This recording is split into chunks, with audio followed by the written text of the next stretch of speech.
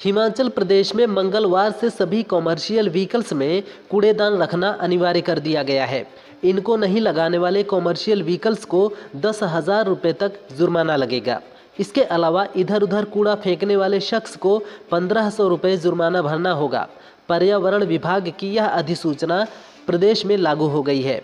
1995 में बने Himachal Pradesh non biodegradable garbage control act में पेनाल्टी का प्रावधान नहीं था। भिवानी में बीजेपी सांसद किरण चौधरी ने कहा, हरियाणा में जहरीला पानी सप्लाई करने का दावा किया गया था, लेकिन अब वह झूठ सामने आ गया है। अब लोगों को समझ में आ गया है कि वे गलत बयानबाजी कर रहे थे। दिल्ली जल बोर्ड में बड़े पैमाने पर भ्रष्टाचार था, जिसके कारण उसे खारिज कर दिया गया। अब पंजाब में सरकार बनी हुई है और वे इसे राजनीतिक मुद्दा बनाने की कोशिश कर रहे हैं। मेलबर्न कॉन्सर्ट में सिंगर नेहा कक्कड़ के लेट आने के चलते ऑडियंस ने बवाल काट दिया था। इसके बाद नेहा ने शो ऑर्गेनाइजर्स पर मिसमैनेजमेंट का आरोप लगाया था, जबकि ऑर्गेनाइजर्स ने नेहा को अनप्रोफेशनल करार दिया था। अब इवेंट प्लानर विक्रम ने कहा, कॉन्सर्ट में 700 लोगों को देखकर सिंगर नेहा ने स्टेज पर जाने से मना कर दिया था। उनका कहना था कि जब तक जगह नहीं भर जाती तब तक वह परफॉर्म नहीं करेंगी।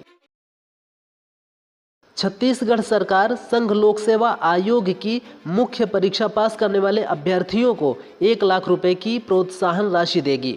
सीएम विष्णुदेव साय के निर्देश पर नगरीय प्रशासन विभाग ने इस संबंध में आदेश जारी कर दिया है।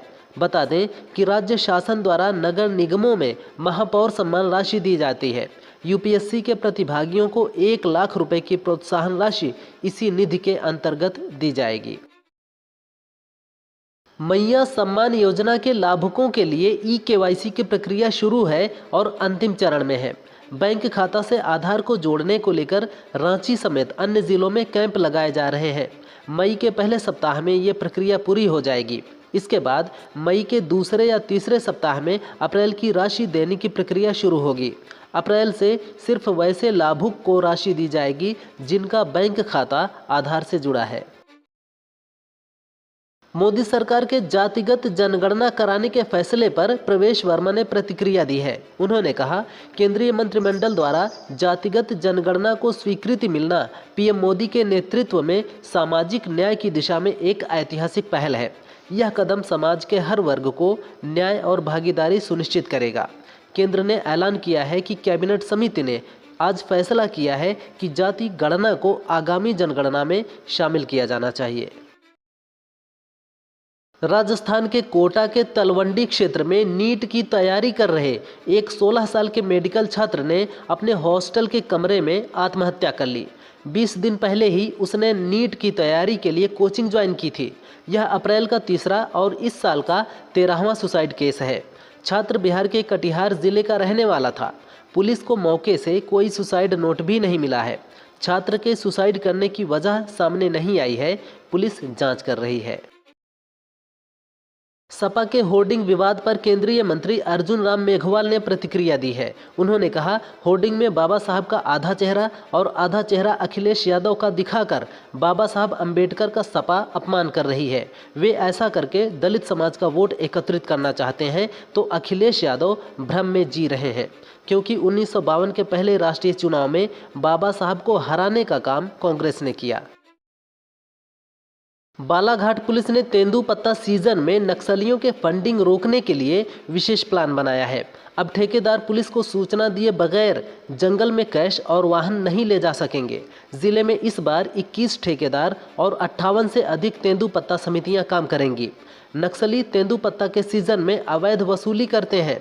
इसी पर अंकुश लगाने के लिए बालाघाट प्रशासन ने 2026 नक्सली सफाया अभियान के अंतर्गत विशेष कार्य योजना बनाई है। शादी का झांसा देकर दरिंदगी करने वाले कांस्टेबल को कोर्ट ने 10 साल की सजा और 10,000 रुपये का जुर्माना लगाया है। 2022 में पीड़िता धनपुरी थाना गई थी, जहां उसकी मुलाकात सिपाही ज्ञानेंद्र से हुई। बाद में उसने खुद को अविवाहित बताकर शादी का वादा किया और कई बार संबंध बनाए। इस बीच महिला ने एक बेटे को जन्म दिया। आरोपी की पहली पत्नी और बच्चे उसी मकान में आ गए, तब मामले का खुलासा हुआ। डीएनए के आधार पर आरोप तय हुआ। कटनी के ढीमर खेड़ा में चोरों का आतंक बढ़ता जा रहा है। बदमाशों की खाकी तो छोड़िए, भगवान का खौफ भी नहीं रह गया है। उपरिया पान गांव में भगवान विष्णु की दुर्लभ मूर्ति चोरी हो गई है।